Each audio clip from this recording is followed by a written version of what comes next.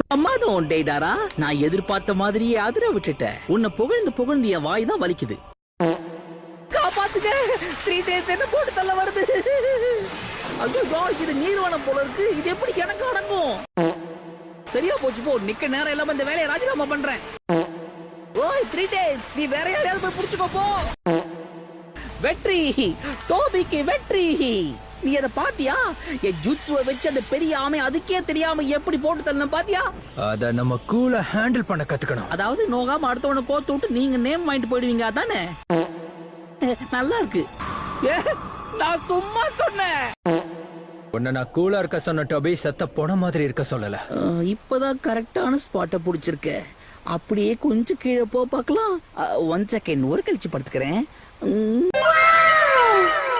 நமக்கு கொடுத்த வேலையை செவ்வனே முடிச்சுட்டு போயிட்டே இருப்போம். எனக்கெல்லாம் ஆர்டர் போடுற அளவுக்கு உனக்கு வயசு பார்த்தா